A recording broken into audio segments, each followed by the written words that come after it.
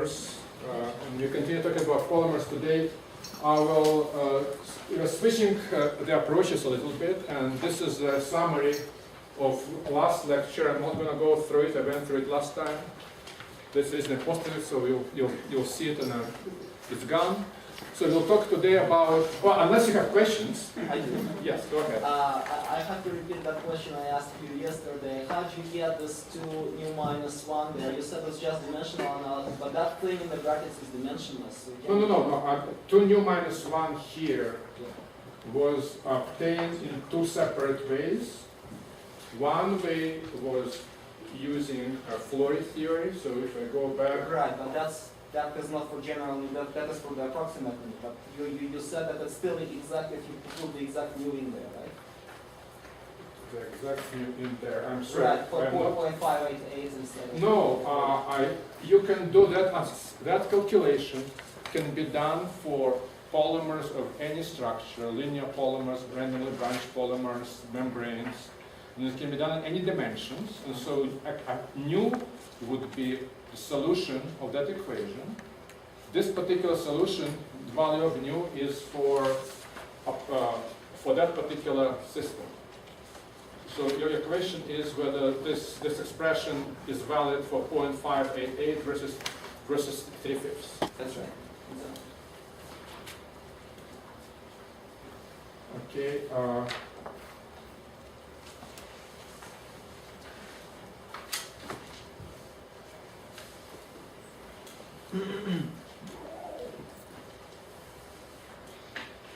My guess is that it's valid in general, but I need to think. Thank you.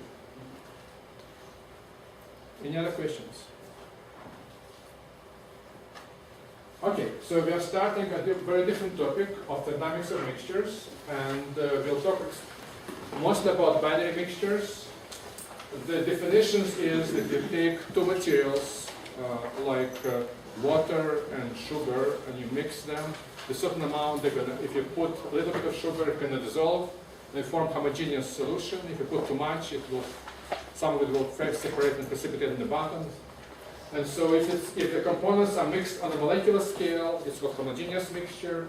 If you have 2 distinct phases, like a sediment and solution with dissolved stuff, it's like salt and water. It would be, if you have too much salt, oil and water, where you don't have to put much, it's not going to be dissolved very efficiently. It's called heterogeneous mixture. And in the models I'll be presenting, there's a very big assumption that is often overlooked, but it makes things much easier to calculate, but then the results have very limited applicability, and that assumes that when you mix things, there is no change of volume. And that makes counting much easier, but it's not quite right in most cases. And so we are going to consider a mixture of certain number of units. I'm going to call them monomers. They don't have to be monomers. They could be small molecules, like as I said, salt and water. It could be polymer and its solvent. It could be 2 different polymers. By monomers, I count each unit of the structure of the same similar volume. So if I have polymer and solvent, I assume solvent is one of those units, the size of a monomer, and then monomers are other units. And total number of units or sides is going to be little n. And I call it size because most of those models are easier to count on a lattice, but you don't have to do it on a lattice. You can do it on a dense packing random structure. It doesn't really matter. So the volume of one of those units is going to be V sub 0. And another assumption that makes things much easier to count is that volumes of each unit, whether it's, say, polymer A and polymer B monomers, even though they could be different mass and different volume, we're assuming we're using parts of them that are of the same volume. So we're dividing structures that we are mixing into units of similar volumes, and we're just counting. So V0 is going to be a volume of this elementary unit, and we're going to call it a volume of lattice side, for example. And we are going to be throwing out things on lattice. It doesn't have to be a lattice. So this is an example where you have 9 units with volume V sub A of one material and 25 units of another material. We put them together, and if they mix, something is going to look something like that. And And to use dimensionless quantities, we are going to have volume fraction in this mixture, whereas in this case, homogeneous mixture is going to be the ratio of the volume of one material over total volume. And we're going to call it for A just volume fraction phi. And the leftover volume fraction is 1 minus phi, is the volume fraction of the other component. That's sort of the notation. And then you can count how many these units are there.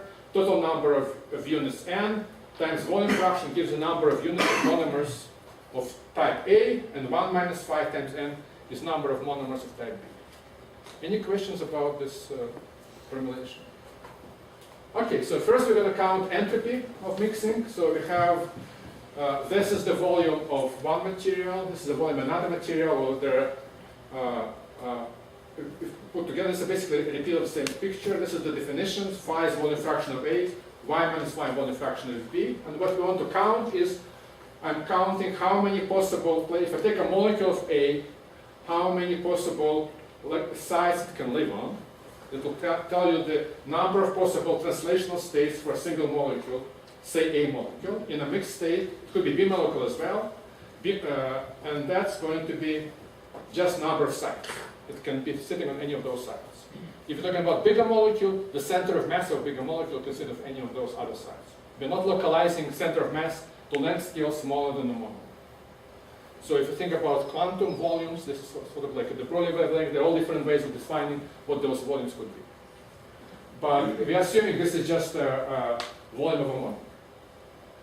And then if number of possible locations for the center of mass of a molecule in a pure state is just the number of sites in the pure state, for A is going to be n times phi, and for B is going to be n times 1 minus phi. So if I want to count the entropy of, translation entropy of a molecule, of a monomer, I can count entropy is Boltzmann constant times log of number of states. So the change of entropy on mixing is going to be Boltzmann constant times log of number of states in a mixed state times minus Boltzmann constant times log of number of states in a pure state. So it's going to be Boltzmann constant times the log of ratio of the two volumes, which is Boltzmann constant times log of 1 over volume fraction, or minus Boltzmann constant times log of the volume fraction. Volume fraction is less than 1, and so this is negative. Log is negative, so minus k log phi is positive, and so the change of entropy on mixing of molecule A is positive.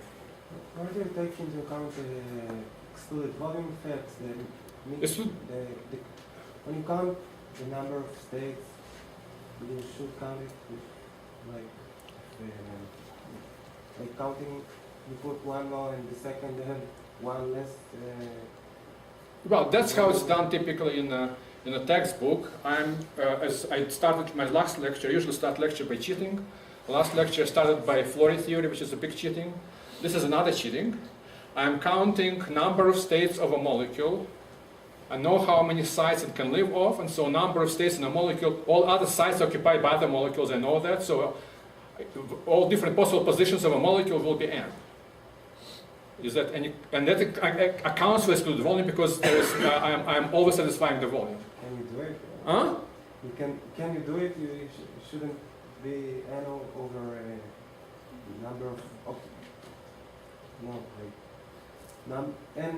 number of total sites over a number of molecules of one species. Right. So you're absolutely correct. If you realize the entropy of this state is 1, because if I exchange, if molecules are completely indistinguishable, moving them around will not change the entropy of this pure state. The way I'm cheating is I'm counting entropy of one molecule and saying I don't care what everybody else is doing. This is the big cheating, and this gives you the answer in one line. If you'd like to do it formally, you can follow the standard textbooks. It takes 3 pages, you get the same answer. And so I'm not doing as fancy assumptions as cheating as Flory. I'm doing much cheaper cheating. Anyway, the number of molecules is volume fraction, is number of monomers of type A divided by number of monomers per molecule. This is number of molecules of type B, so if I want to find total entropy of mixing, there's going to be this number of molecules, and phi is number of monomers of type A over number of monomers per molecule, times this minus kb log phi, and the same is for B. Number of molecules of type B times the entropy of change on mixing per molecule of B. So this is the correct answer.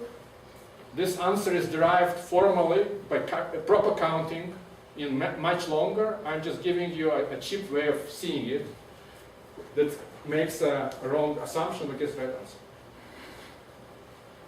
And the main point to see here is that when I plot this entropy of change on mixing as a function of volume fraction, it looks like this. It almost looks like a parabola, but it's not a parabola, it's the sum of the logs. And so if you do derivatives, you can see that there's divergences over derivatives of 2n's.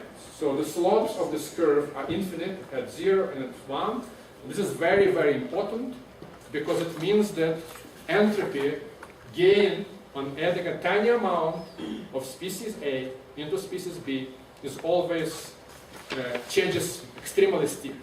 So no matter how much A hates B, it's always possible to add a tiny amount, or reversibly, no matter how hard you try, it's very hard to remove the last part, molecule from a mixture. It's extremely hard to purify because of this huge entropy of mixing. Gain in mixing. So Mike, Yeah. maybe play the devil's advocate. There's always confusion here because you've done it nicely on a lattice with excluded volume. But no two guys can be on the same.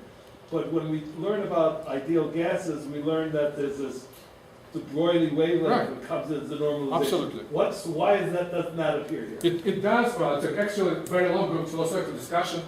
Formally to do this, this V0 should be something called quantum volume, which is proportional to cube of de Broglie wavelengths up to factors of pi. And if you do formal proper counting, you can get, right, it has the same form, and V0 in that sense for gases or for mixing would be, so just, yeah, but if in liquids, it is a little bit different. It's the excluded volume of the hard core of the units that matters, because it's a question how much you can localize and define a location of a monomer, and that is this length scale. So that's what comes down here. But I think usually it's probably a good 2-hour worth of discussion of how you go from quantum mechanics to this and back, because there's a fundamental difference in normalization.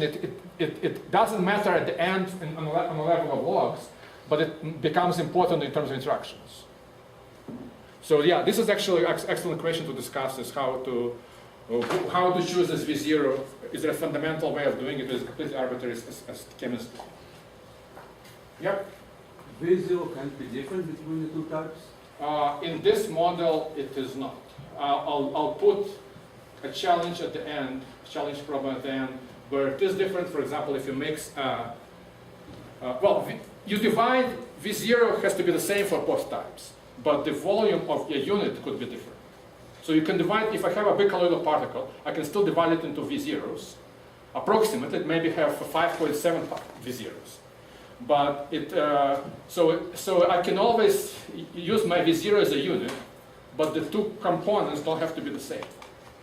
It could be a large polymer and a small monomer. It could be two large polymers. There could be one filler particle, colloidal particle, and a polymer. All of those things can be different. And the point is that we are talking here about only translational entropy. So we're talking about center of mass of those objects, and we are discussing location of center of mass. So we are localizing center of mass to a little volume size V0. Is that okay? That's how it's counted.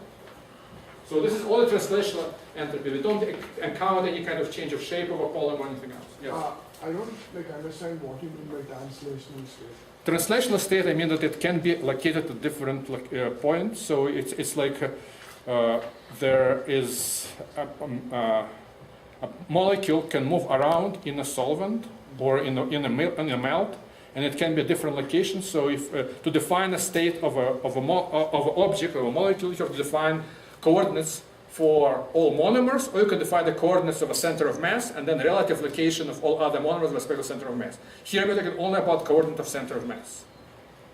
So for all of this, all we care about is whether for mixing is whether the center of mass is of a molecule distributed over the whole volume, or is it localized to only bottom of the beaker where sediment is. So all I care about is where is the molecule, where is the center of mass. That's the question we ask. Any other questions? Okay, so for energy, we can for monomer A, to find out its energy, we have to find out who is nearby, what are the nearby monomers, and if we assume complete perfect mixing, any neighbor could be A with probability volume fraction phi, and B with probability volume fraction y minus phi, so the average energy would be probability times energy of AA interaction,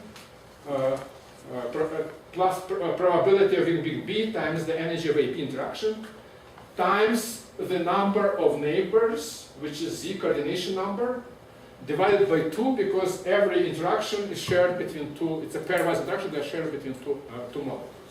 So this is the average energy per A in a mixture, and there is very similar average energy per B in a mixture. Just change A and B and phi to 1 minus phi. So this is semi-complete, perfectly random mixing. And so the average energy per any monomer, whether it's A or B, would be phi times average energy of A plus y minus phi times average energy of B. And so it becomes a quadratic form, which you could have guessed right away. It's a phi squared probability of AA collision, or AA being nearby, times energy of AA, between A and A, plus 1 minus phi squared, which is probability of two B's being nearby, times energy of interaction of two B's, and plus twice phi y minus phi probability of A being next to B, and you can do it one way or the other. There's a symmetry.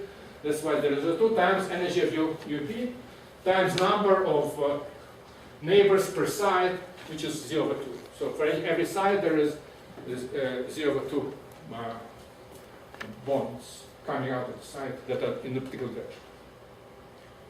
So that's the energy in a mixed state, and then if you can plot it as a parabola, and it can be a parabola that has a positive curvature, or parabola with a negative curvature. The curvature is the second derivative of this.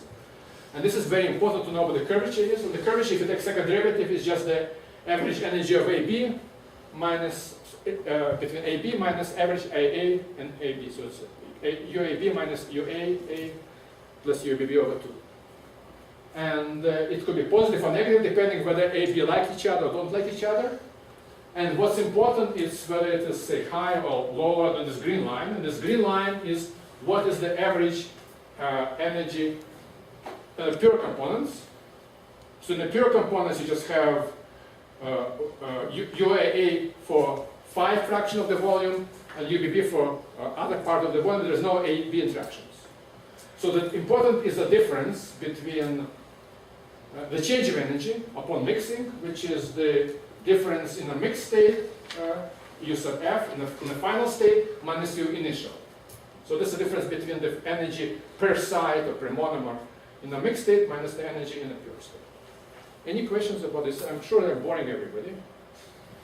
Is this, so to make sure you're not bored, let me start with the quiz. And the quiz is the following. If the average energy in a monomer in a homogeneous mixture is lower than average energy per monomer in the pure components, then what can you say? So I have the final energy per monomer is lower than initial energy per monomer. So I'm up higher. My initial state is higher in energy than the final state. And the question is homogeneous mixture stable equilibrium state? Is it unstable? Is it all of the above? Is it none of the above? Or you just don't know?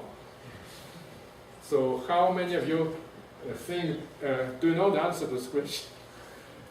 How many of you think that if the energy in the final state is lower than the energy in the initial state, then the homogeneous mixture, which is its final state, is a stable equilibrium state?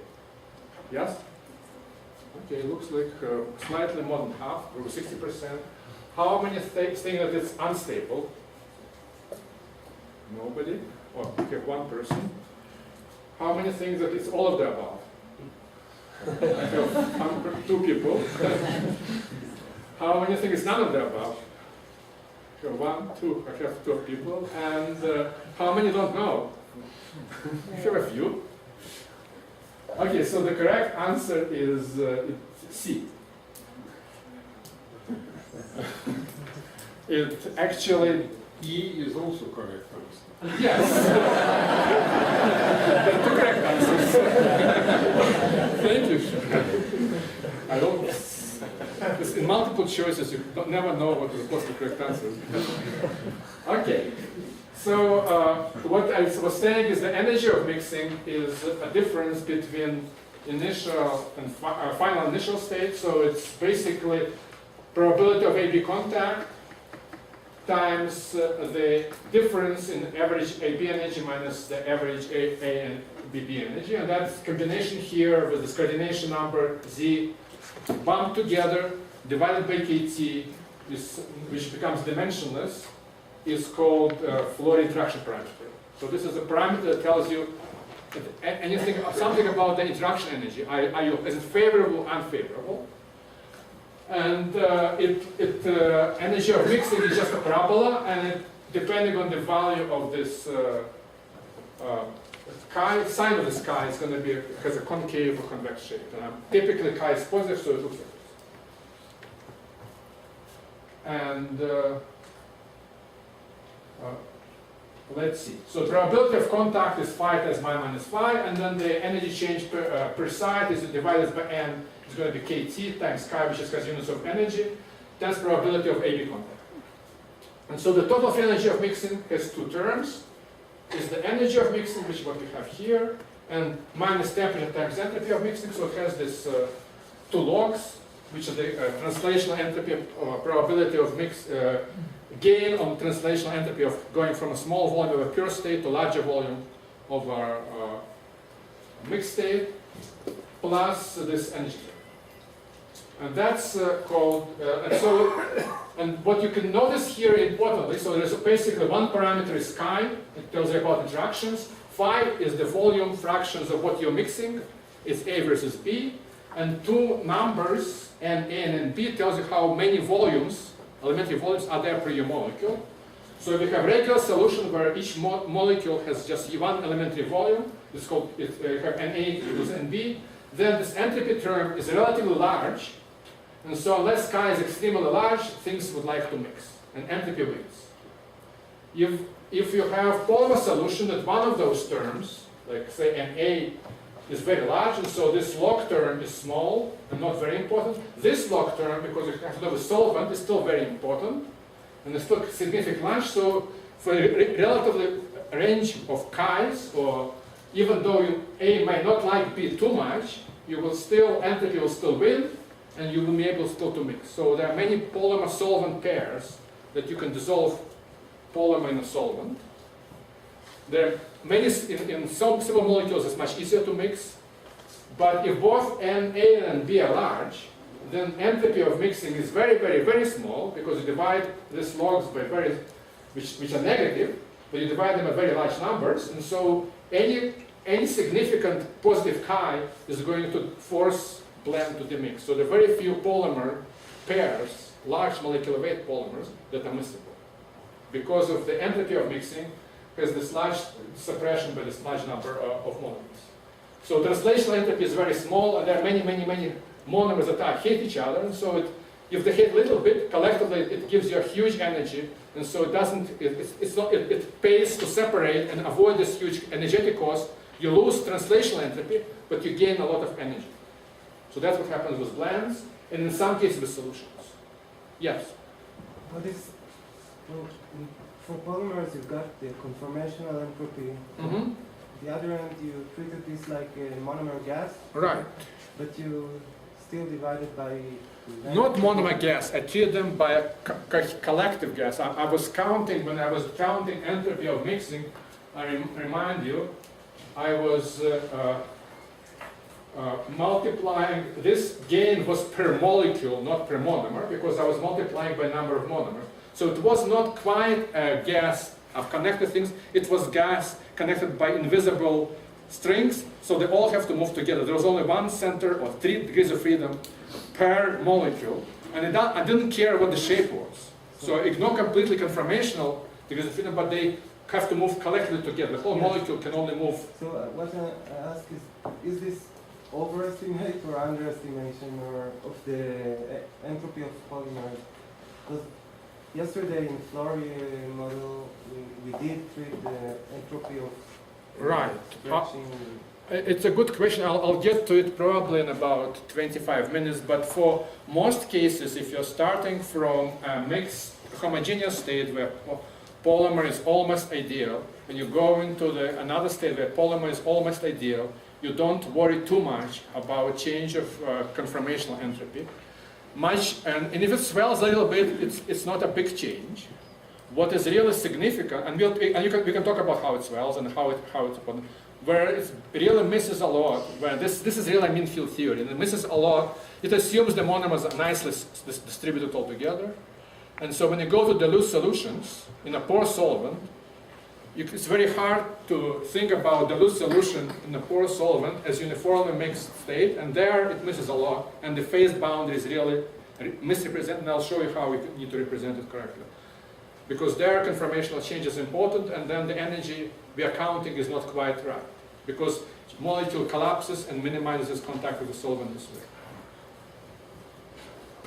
So whether this model is qualitatively okay if you don't put too much faith in what chi is. You can always choose a chi to make it look okay. And here you notice that chi is just assumed to be some energy constant divided by temperature, but it's not always like that. So, so this is the Flory Huggins energy of mixing. In fact, it was derived by Hildebrandt and James in about 100 years ago, what 20, 30 years before Flory, but they didn't have this big ends. They were doing it for small molecules. Yes. Excuse me, I'm not sure I understood the answer for the quiz. You didn't understand what? The answer to the quiz. Answer for the quiz you will probably see in about 3 minutes. I said the answer, the answer was C, but I didn't explain why. I just was making sure it's still awake. So if you plot this expression, and I chose a particular value of chi, which is 5 degrees over T, for different temperatures, that's just plug it into Mathematica, it gives you this shape. So if temperature is high, this chi is relatively small, and then the shape of this of the entropy of mixing, free energy of mixing is basically a convex curve, and this convex curve means no matter where I choose my what composition I'm mixing, the particular free energy is always the lowest possible out of all possible free energies, and so this way I am going to mixture is homogeneous is stable. Homogeneous mixture is stable. So if this function is completely convex, then any composition is stable because I can never lower my free energy by separating. And so at high temperatures, entropy dominates, and free energy is convex, and the mixture is homogeneous whole composition. If I go to slightly lower temperatures, with 300 degrees, I'm developing a bump here, because this parabola becomes more and more important, and the lower is the temperature, the bigger is the chi, the more I'm adding a parabola with the negative curvature to the sum of a log which has a positive curvature, and if the parabola becomes have high enough amplitude, it eventually makes this bump. And what this bump means is that if I have a composition somewhere in between, like here, I can separate at this composition into a free energy of this state and a free energy of that state by something called Lever rule, and lower my free energy by that amount going from green curve to the black straight line. And so whenever there is a bump in the state and mixture would like to separate, and go into two states. And this is called miscibility gap between two common tangents to the straight line. I'm going a little bit fast, I realize. This is something that you must have seen in thermodynamics courses. And so at lower temperature, this positive repulsion makes this miscibility gap, and the mixture is becomes separated into two states corresponding to the two common tangents. This is the dilute state and the more diluted A and more enriched in B, and this is the A rich state.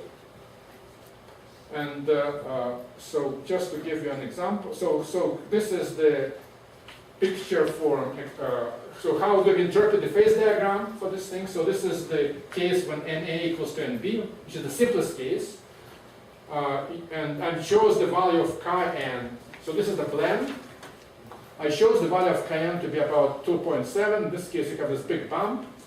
And for this value, this miscibility gap goes between these 2 points. And so what it means in a diagram, phase diagram, has two parameters that are physical, important, measurable, is the composition and chi, or Kn, to make it correct in the correct units universal. Then you have, for this particular 2.7, so I'm coming here with the value 2.7, and I'm reading off the common tangent contacts give me the 2 points on the green line, and then there are two other interesting points that correspond to inflection points that give me 2 points on the blue dashed line.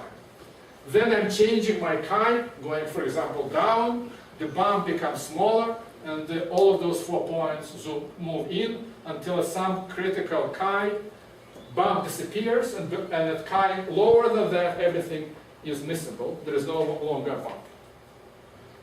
So for chi less than this critical chi happens to be 2 of n, or n times chi is 2, that mixture is stable.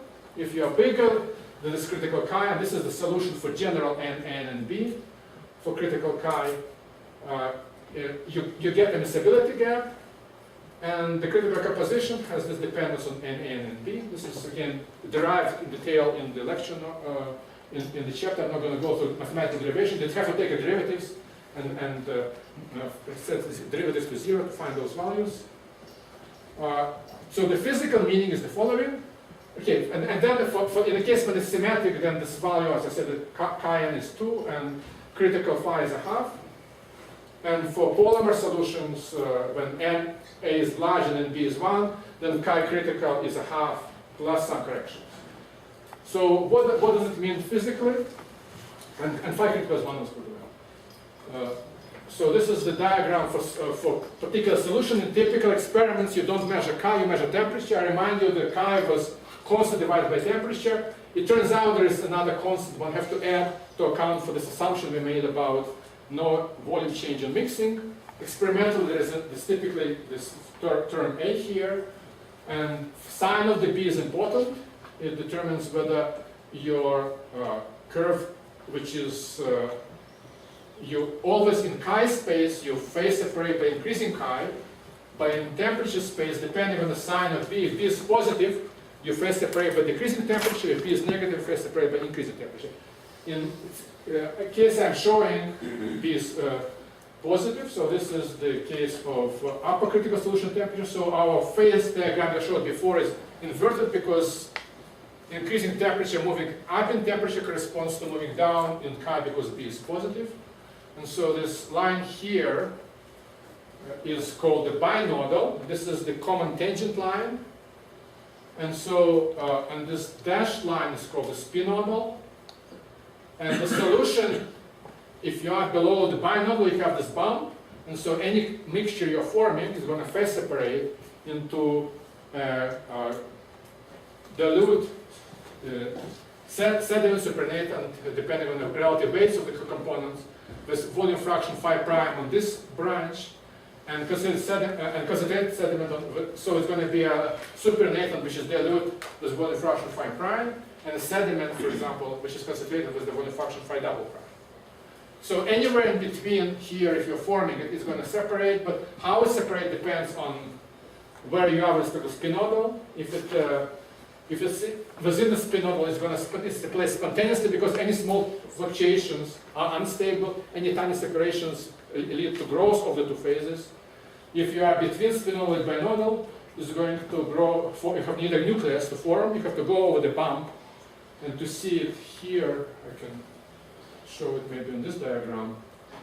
If I am somewhere up here, any tiny fluctuation of composition would form a connected line between 2 points are going to lower free energy.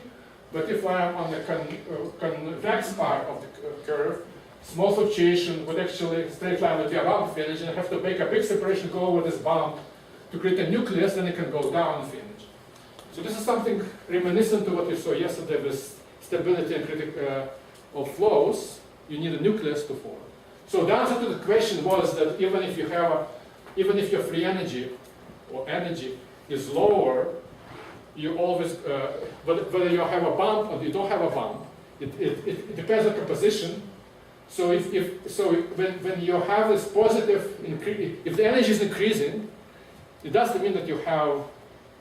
If the energy is decreasing upon mixing, it doesn't mean that the mixture is going to be homogeneously stable.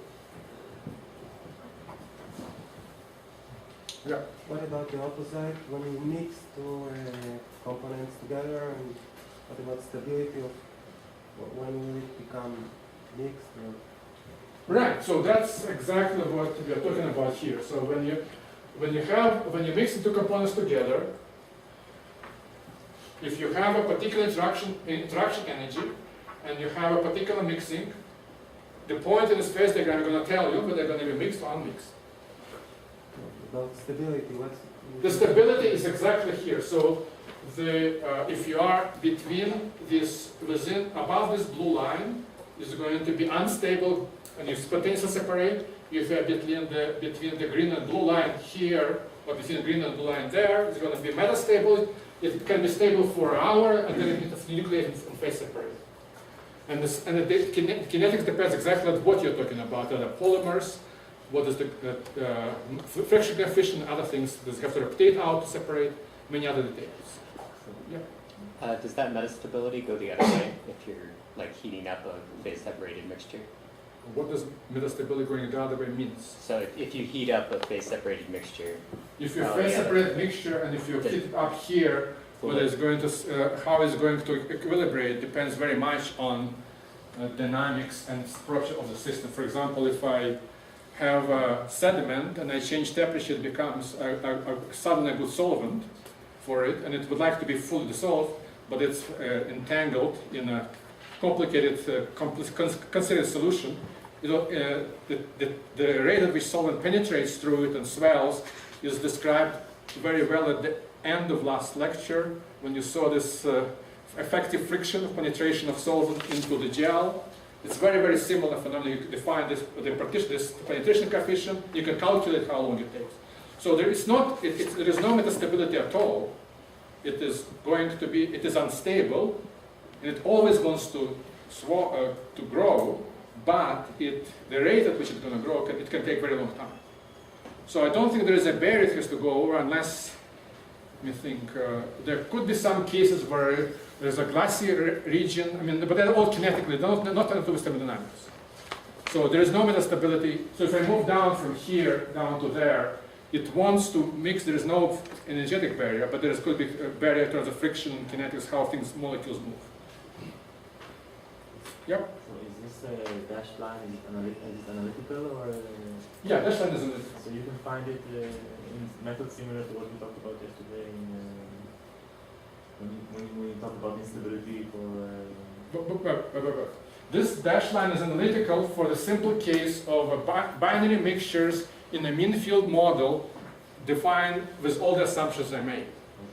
In general, for many complicated systems, you cannot, I mean, if you remove some of those assumptions, for example, if you allow volume to change in mixing, it's going to be much harder to derive it, and I don't think it's been derived exactly. It can be measured, again, it takes time to measure because how long it takes nucleus to form, you don't really know whether you are above or below. So there are experimental difficulties even to measuring it accurately. You know roughly when you're unstable, but when you're metastable, you don't know for sure whether it's just it's a issue of how long you wait. So even if NA is not equal to NB in this model, you can. Yeah. No, for this simple model, you can derive it for analytically for all cases.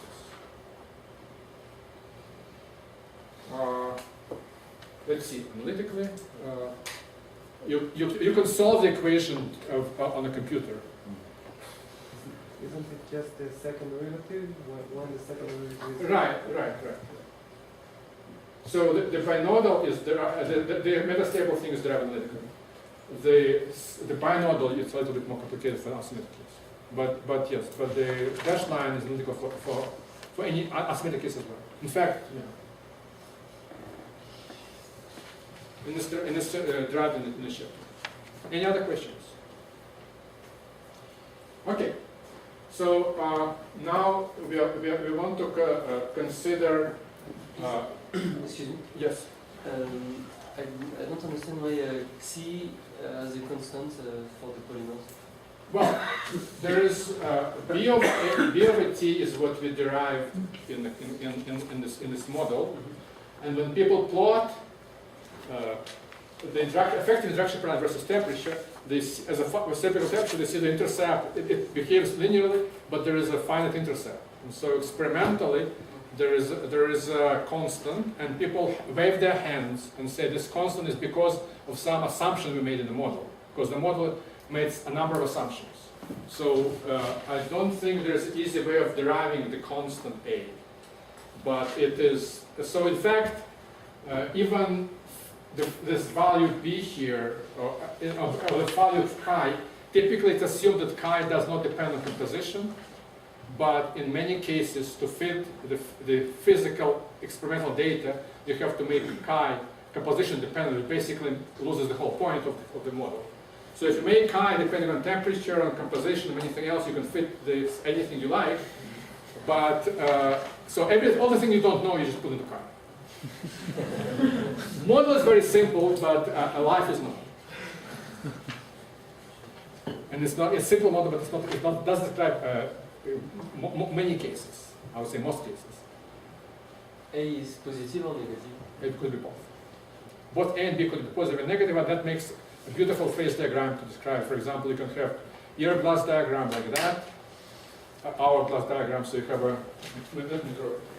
I think something was shown. There is a bubble diagram, so you can have temperature, composition, and you can have what I showed, which is upper critical solution temperature.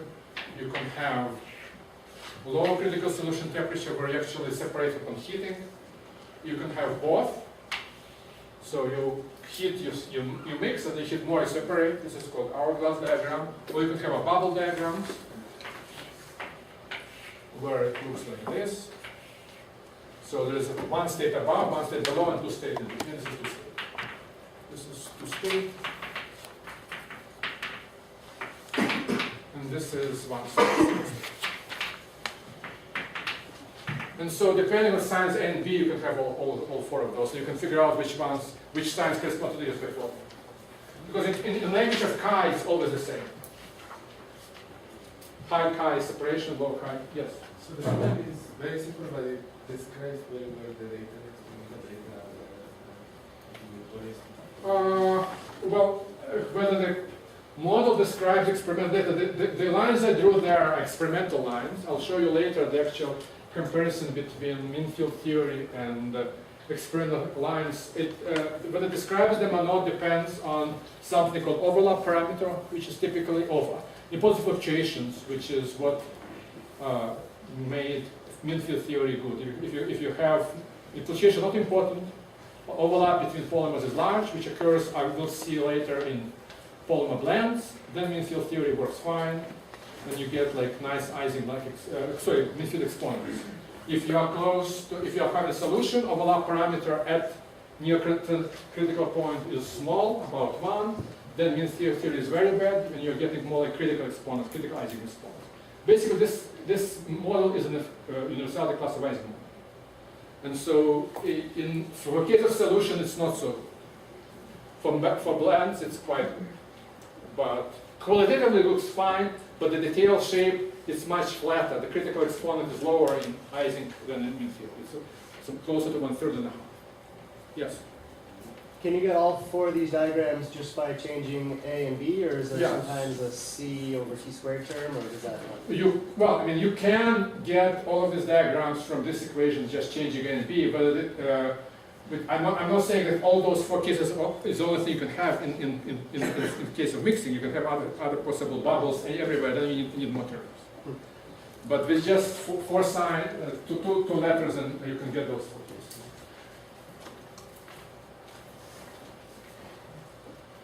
Okay, so what I want to talk next is about the interactions. In this case, we already saw about in the first lecture by Professor Pincus, we talked about osmotic pressure. So you have your solution, and the way to measure thermodynamic variables, for example, is by measuring osmotic pressure. And what osmotic pressure is you put solution on one side of the same granular membrane. Solvent can go through what polymers can. You have solvent on the other, and this polymer, if it likes the solid, it wants to mix, it tries to get to the other half, but membrane doesn't let it, and so it presses the membrane like ideal gas would if it were in, say, in vacuum. Very similar in solution, and the pressure has this virial expansion type of form that you already saw. It has the ideal gas of 1/2 term, which is linear, just translational entropy. It has concentration of a mass, and it comes from this, I'll show you where it comes from. It's a derivative of this log term. And then if the interactions are important, you have corrections to this pressure, so it's not just ideal gas. If molecules like to stick, they attract each other, the pressure is lower due to collisions. If they like to repel, the pressure is higher. And how much how big this interaction you can measure by measuring the osmotic pressure as a function of concentration. So the way you plot it is you divide osmotic pressure by RTC, which is what I'm showing here. So you basically you're making this quadratic dependence linear. At zero concentration, if I divide osmotic pressure by CRT, I'm getting 1 mass. So high molecular weight has low intersect, low molecular weight high intersect. This is the way to measure number average molecular weight.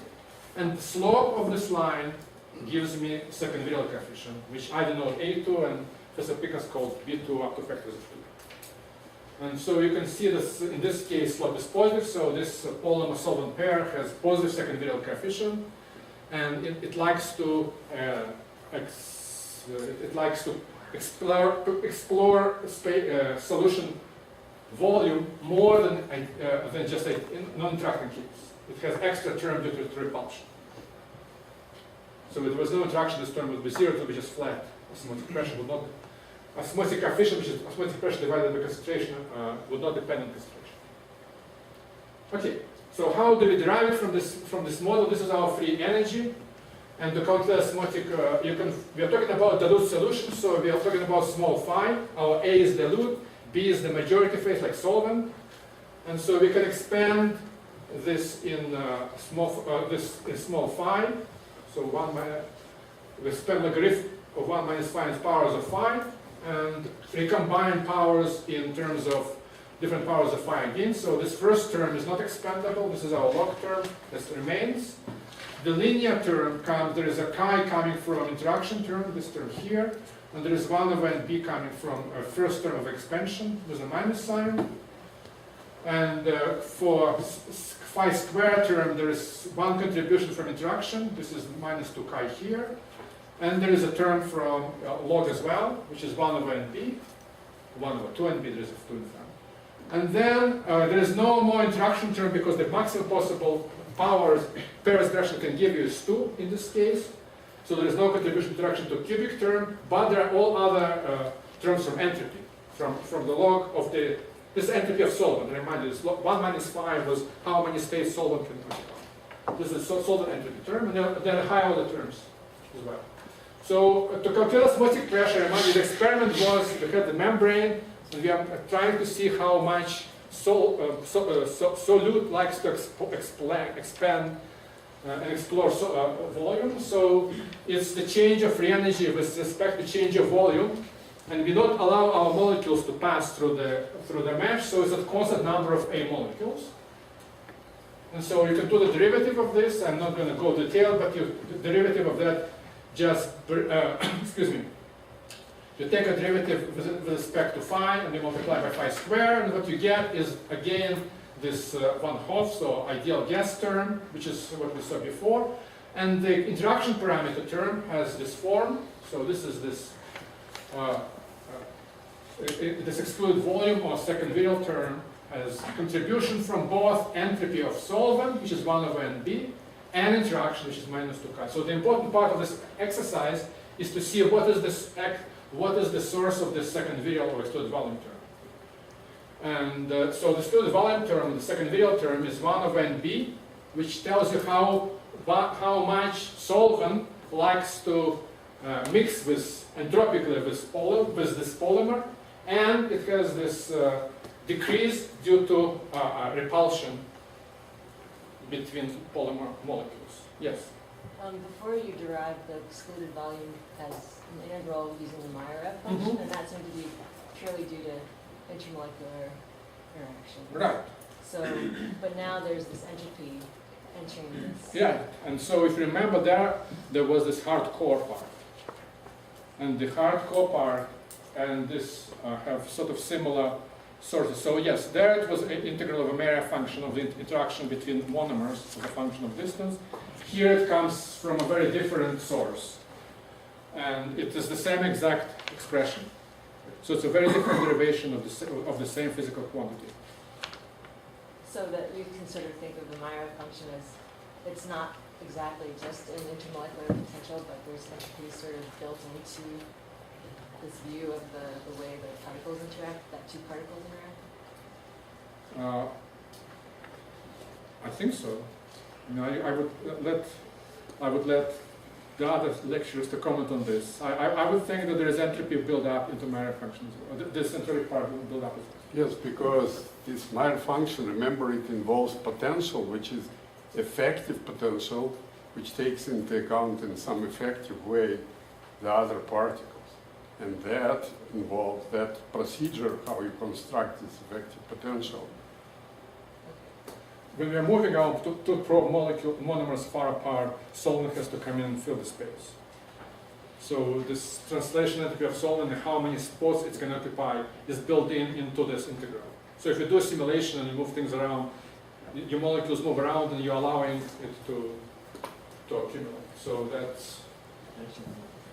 And I'll show the connection between them. There's actually a key term as well there. So like the Leonard-Jones potential is also consistent with that? I mean, because you usually see there's a van der Waals term, and then there's this hardcore repulsion, which I thought was due purely to the fact that the electron wave function was kind of overlapped. There was no entropy in there. So the Leonard-Jones is not the correct potential that you would use in your Meyer. The shape for Meyer function Leonard-Jones is correct. What you're asking is what are the temperature dependence of the two terms, and I think Leonard-Jones potential is assuming a modeling already including the entropy of solvent as well. If you are thinking about implicit, let me step back to two steps. If you're doing Leonard-Jones of all atoms, when you have explicit solvent, then Leonard-Jones doesn't have this entropy in it. So if I have Leonard-Jones between solvent, monomer, solvent, I have all those terms, there is no entropy built in the Leonard-Jones. If we do Leonard-Jones of implicit solvent, so I just have polymer and surround, the rest of the space is nothing, then in that Leonard-Jones I'm putting implicitly in entropy of solvent, and all of the values are shifted tremendously compared to the explicit one. So that they both have the same mathematical form, but they have very different physics. And so you have to worry about temperature dependence of the other Leonard-Jones, which is the implicit one. But it does describe qualitatively correctly the interaction. It has both features, the hardcore, but it's not in explicit solvent Leonard-Jones. It doesn't have. It just has this exclusion principle. In implicit solvent Leonard-Jones, it also has hardcore. Also includes the entropy. If you allow me to comment, yeah, if you have what you call explicit solvent, then you have to deal with effective interactions, and there is no rule that these effective interactions have analytical form of Lennard-Jones. As Professor Pincus explained in Lennard-Jones, this 12th power has no explanation, it's just mathematical convenience, and 6th power has explanation. For implicit solvent, even 6th power has no justification. It's all just pure drawing in the air and hand waving. It's convenient mathematical form in which you qualitatively fit coefficients. But there is no general rule that potential in implicit solvent should be in this 6-12 form or any other analytical form for that. Yeah. We also talked about the depletion, which is entropic effect, no? And Yeah. When you say exclude volume, so if you include depletion interaction basically is an entropic interaction. Right, but we're not talking about, in case of depletion interactions, you usually think about three-phase system. You have solvent, you have your depletant, and you have a colloidal particle or something else. Here we're talking about only two components, so we're not quite there yet. Okay, so for polymer solutions, and B is 1, and so this term is just, and this expression connects everything we said. It has excluded volume interaction in units of B cubed. It has the same as 1 minus 2 chi, which is this form here, and relates it to difference in temperature from theta temperature. So a temperature equal to theta temperature. This again, it's approximation, linear approximation. It's above theta temperature. You have, this is for the case of positive B. Above theta temperature, it's positive excluded volume, it's repulsion. But it relates to second virial coefficient, which was all its units, with masses and Avogadro number, everything else. So this is the relationship connecting all different approaches, single chain and solution thermodynamics. Okay, next summary coming from this expansion is a very unusual, unexpected result. Is if you blend A chain in amount of chemically identical but different lengths B chains. So you have A and B, like for example polystyrene. You have a long polystyrene chain, small fraction, volume fraction, in amount of slightly shorter or significantly shorter B polystyrene chains. You can use the same mixing free energy, but now there is no chi because AB and AA and BB interaction is the same, all monomers are the same. So the only contribution to excluded volume here, this chi is 0, comes from this term. So it's B cubed over N sub B. So excluded volume is excluded volume of a monomer divided by how many effective monomers are there in a matrix chain, because it's due to entropy of these B chains, and the longer the B chain, the less is entropy per unit size. And so this tells you that this excluded volume parameter for large B is so small that chains in a melt are ideal. Excluded volume repulsion of a chain from itself is effectively screened. So now we are switching from mixing issue, where we were talking about translational entropy of mixing. Here there is no issue because it's A and B always mixed. There is a chemical indifference and there is entropic gain, and we are now switching to conformational issue. So now we are thinking about a part of an A chain, another part of an A chain, and what is the effective interaction between those parts in a melt of B chains which are chemically identical. And the effective interaction, if you think about them, if you were to take two chains and seeing what is their second virial repulsion, and there is a repulsion due to the second virial or excluded volume, which is going to be very small between two, per monomer, between two sections of A chain, it means that they will not want to swap. So now I'm using this thermodynamic constructions, and this was done by Flory, and it's called Flory theory, long time ago. Flory theory, not Flory theory. And now I'm switching back to the Jean approach of scaling, and I'm using this excluded volume parameter to calculate a thermal law. So this is reminding you what we talked about last lecture. If the excluded volume parameter per monomer is very small, the thermal blob is going to be very, very large. It's going to be 1 over excluded volume squared. And so it has NP square monomers, and the thermal blob size is a fully stretched length of a P chain. And so this is a very unexpected result, that as long as your traced chains are less than the square of number of monomers in your traced chain is less, or any chain in ML, is less than the square of number of monomers of the matrix chains, they will stay almost ideal. Because the excluded volume interaction between monomers is screened by other chains. So they do interact, but the interaction is attraction and repulsion perfectly screened. And so in monodispersed melts, and weakly photodispersed melts, chains are almost ideal. This is very surprising. People didn't believe it initially, but then they were tested. So now it's well established this is true. And this comes out from thermodynamics and comes out from other calculations as well. So you need to be strongly asymmetric. You have to have NA much bigger than ND, or bigger than ND square for the long chains to start swell in the melt of short chains. And so now you can use what we had before in this diagram. Remember how swelling works. The size of A chain would be the size of a thermal blob, which is this B times Coulomb length times NB, times number of thermal blobs to the power of 3/5.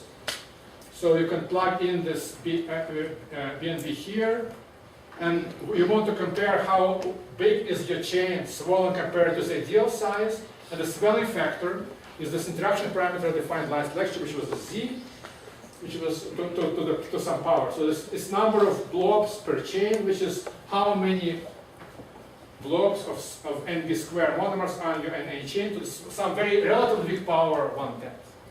But it does swell, and so this is the plot of what it looks like. This is a similar plot to what I ended last lecture with. Size of a molecule versus number of monomers in this molecule.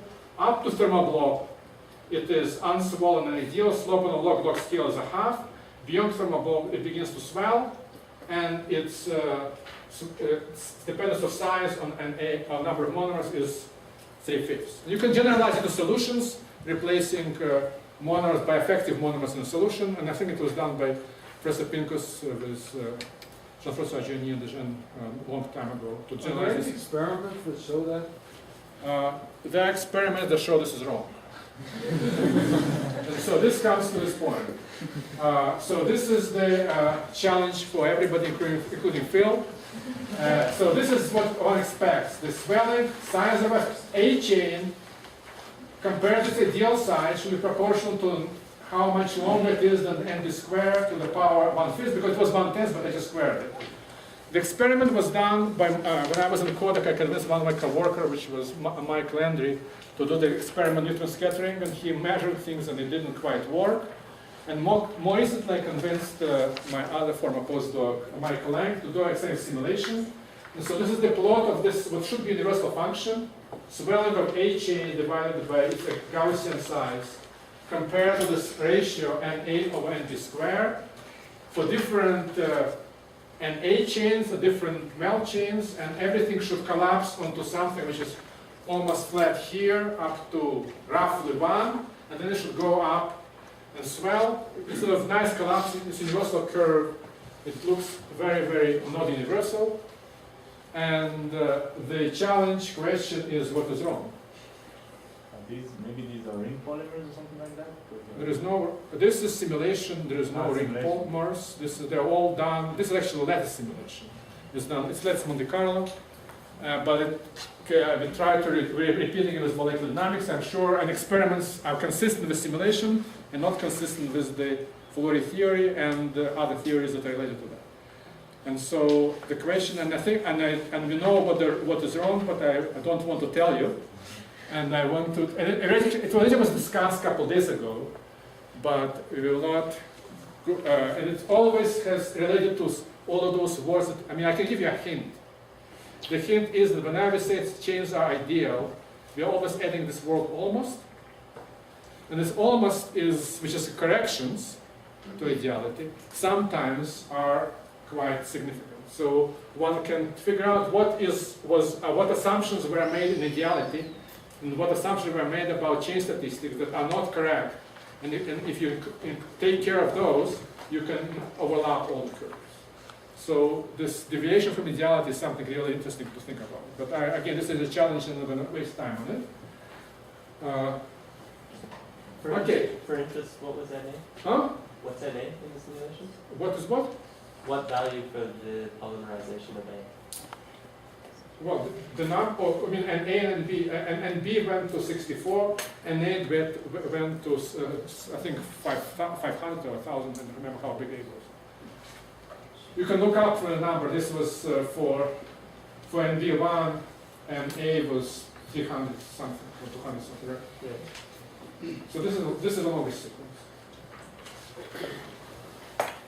Another challenge is, has to do with thermodynamics, is to think about mixing polymers that have different monomer size. So you have Na monomers that are large, and you have Nb monomers, and each monomer is small.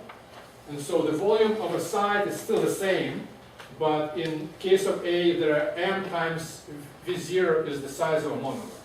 So you have a thick, large monomers, you make a chain out of them, and you have B monomers that are smaller, and you want now to mix them, and derive energy of mixing, in this case. This is a good exercise. And then you can calculate, to finish this, what I showed today as an exercise, is the swelling of an A chain, dilute A chain, into a melt of B chains, and in this case, you want to generalize it, for example, for 2 dimensions, it's going to be very similar.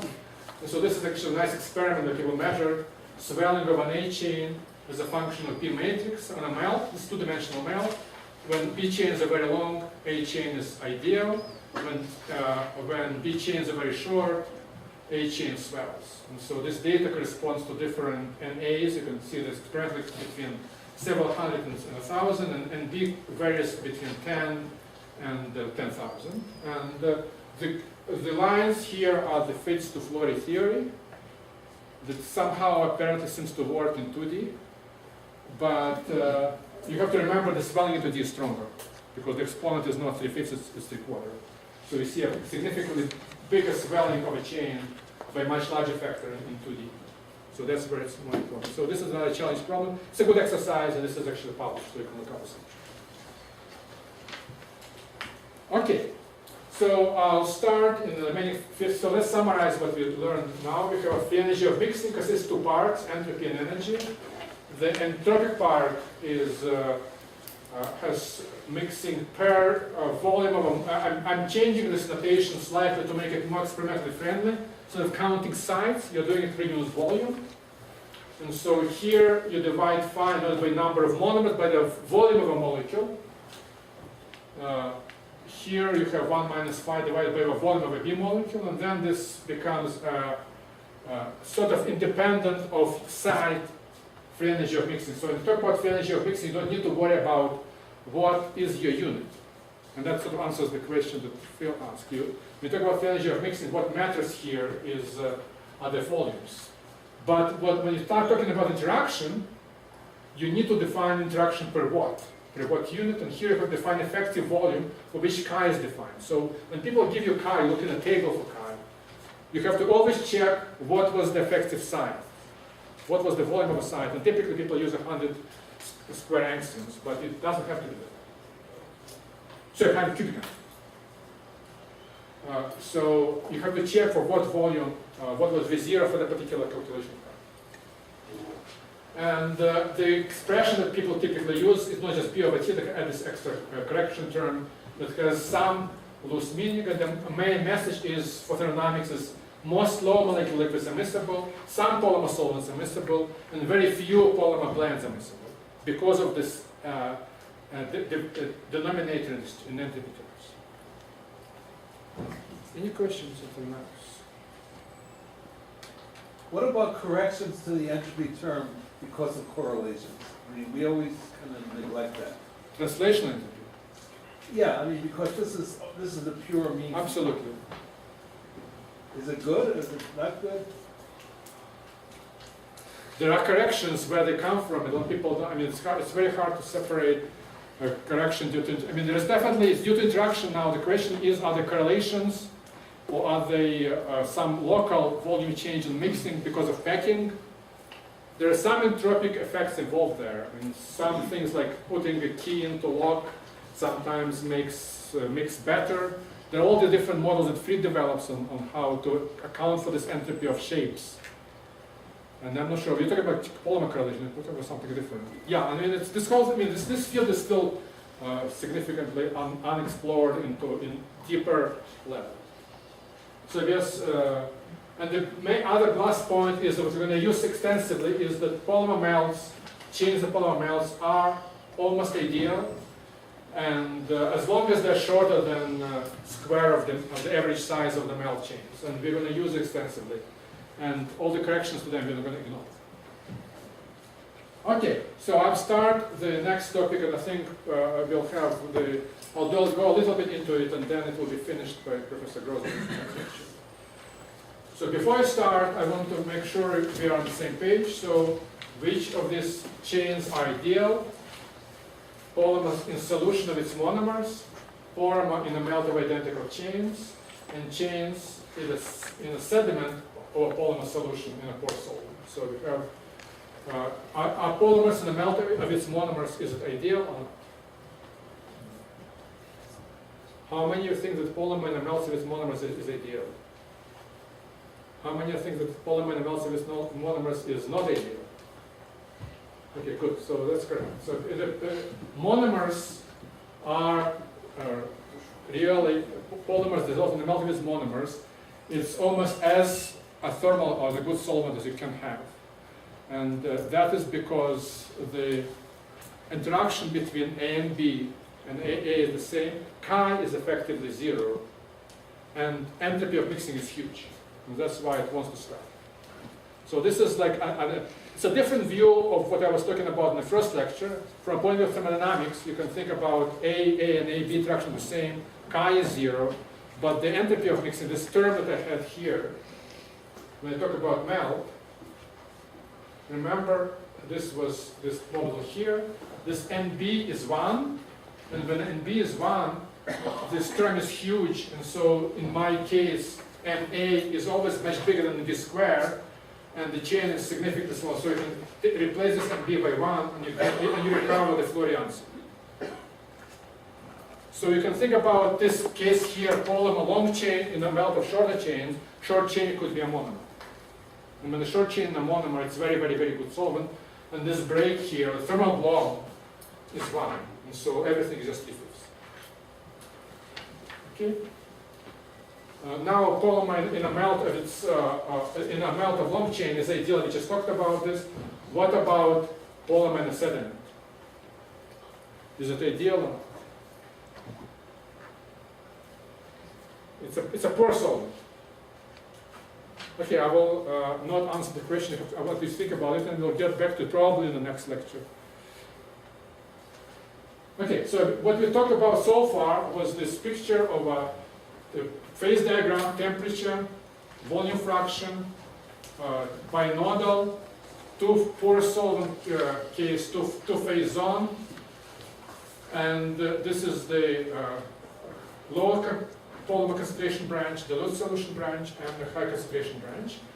This is a critical point, and what we calculated was, so the first we want to look is, there's the theta line, a theta temperature, and the theta temperature is not the critical temperature, but it is different from critical temperature, and it difference between theta temperature and critical temperature depends on molecular weight. So I think I have to go back and remind you this equation. Here, it was further back.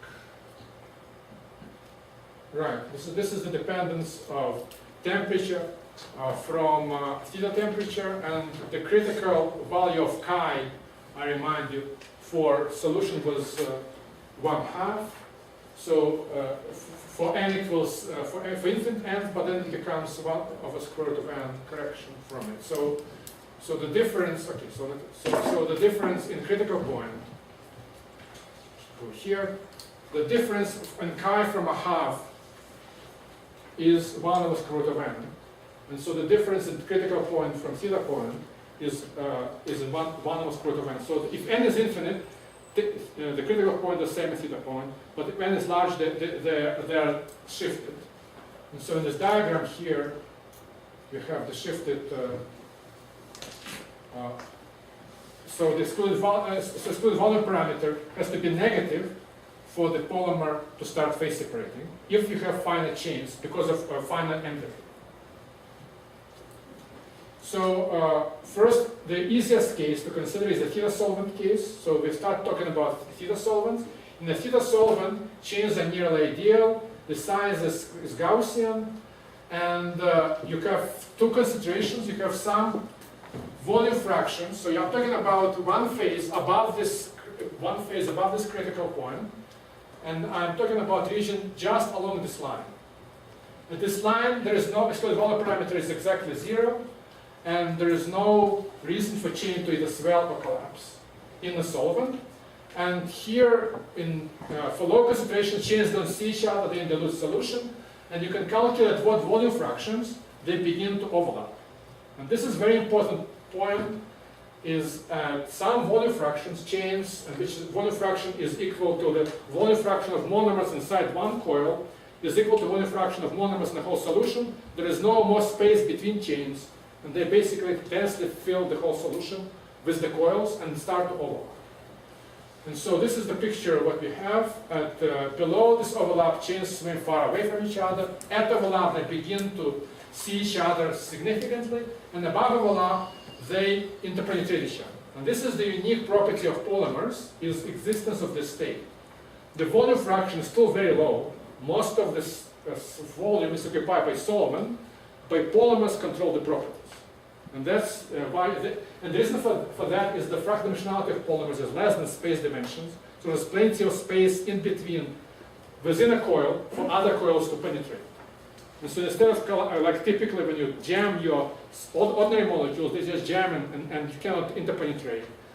Tenuous polymers interpenetrate and interact in a non-trivial way, entangle, press each other, and many properties don't longer depend on how long the chains are. They now start to depend on how close they are to each other in terms of monomers. And so this becomes very unique state that exists only with this type of objects, like polymeric objects with a fractal. And so, so how far away from this temperature does this theta-like region exist? And chains is ideal, as we talked about last lecture, as long as it's smaller than thermal blob. And so the thermal blob size is 1 over excluded volume parameter. And so excluded volume parameter, it depends on the distance in temperature of theta temperature. And so as long as this excluded volume parameter is smaller than chain size, which is square root of n, so excluded volume parameter has to be smaller than 1 over square root of n for chains to be ideal. So this range of temperatures where chains are ideal depends on chain size, and as long as the thermal blob is bigger than the chain, it doesn't know that it's not theta solvent. So the bigger is the chain, the smaller is this region, the smaller the chain, the bigger is this region. So you have this narrow band around theta temperature in temperature space where the chains are almost ideal. And it doesn't have to be exactly theta temperature. Theta temperature plus minus 1 over square root of number of monomers. Yes?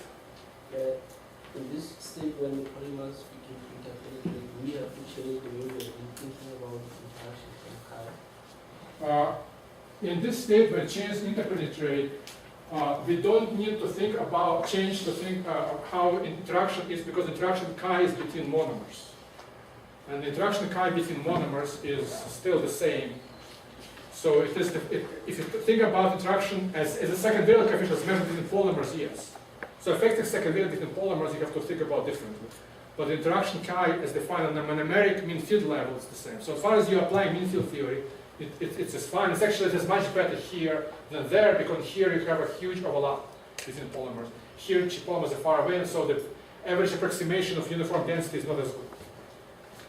So here mean field theory is actually better, if you want to apply mean field theory.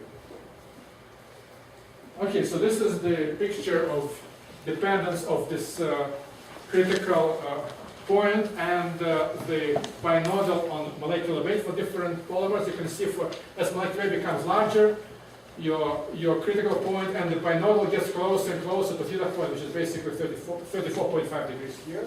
And here it shows how it depends, one of the critical point depends on one of the critical point, and it indicates linearly as predicted by the mean field theory. So it seems to work. So critical concentration, as molecular weight increases, zooms in closer and closer to zero. It's one of the square root of n. And the interaction parameter, as we derived before, has this dependence. And so the one of the critical temperature it depends linearly on this parameter, which is what's shown here by these two different examples. So solution phase separates below the spinel into this dilute supernatant and overstated globules and concentrated sediment at this phi double star. And the sediment, the concentration of a sediment, so this boundary here is determined again by what we talked about at last lecture. Remember, we talked about when chain collapses, entropy of confinement cannot stabilize it. It can only be stabilized by 3 body interactions. So here you also have the same effect. Chains like to shrink. They don't like solvent in the sediment. And as they shrink, 2-body attraction drives the shrinking more and more, but it's stabilized by 3-body repulsion. So the same 2 terms of interactions stabilize globular density inside the globular in this phase, in the dilute phase, and the same dense balance of two terms determine the concentration of a sediment. So the concentration of a sediment, as we derived before, is actually going to be a concentration of number of volume fraction of globula, or it is related to the second Wheeler coefficient or excluded volume parameter, and it's basically like a linear dependency. So the size of a globula and the concentration in this sediment are related to each other. The concentration of globula and the concentration of the sediment are the same. But in a pore solvent, in a supernatant, these globula are treated in mean field incorrectly, because they actually, we talked about last lecture, they behave as a dense stacking of thermal blobs. And so their energy is just the surface energy of interaction. The difference of energy of the chain of thermal blobs in here from the sediment is that you have to create an interface between a polymer and a solvent. And so those blobs near the surface are losing favorable contacts with other blobs. Inside the globula, they have other blobs surrounding them, and they are happily attracted to them. Near the surface, they are losing them. So they're very similar like molecules of water in a droplet. So you have a surface tension of kT per blob that tells you that these globules want to be spherical. And then you can calculate, since you know the size of a thermal blob, you can calculate what the surface tension is as a function of chi. And you can calculate the total energy of the globula, which is the surface tension times the square, or the area of the globula. Square of its size, there is a 4 pilot entropy. And so this surface energy is balanced by entropy. The only reason the globula move into the supernatant is because they gain entropy by basically exploring all of this extra solvent. So by balancing of log of the volume fraction against this energy, you can find out the ratio of concentrations in the 2 branches of this binodal. You see that the dilute branch is concentrated branch times this Boltzmann weight of this energy. Or this is the energy cost you have to pay by moving into the space, and you're gaining log of the volume fraction difference. And so that is the more accurate expression of this branch down here, which is much closer to the zero that mean field predicts. So this is where mean field fails in the dilute solution. You have to use this slightly more correct expression for this branch, and it was tested by Mireya Dam about 15 years ago. Okay. So I think I will probably stop here and answer more questions, and then we'll continue with this in the next lecture. Any questions so far?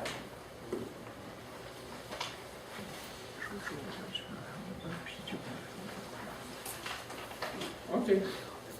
So then we have a coffee break till 11.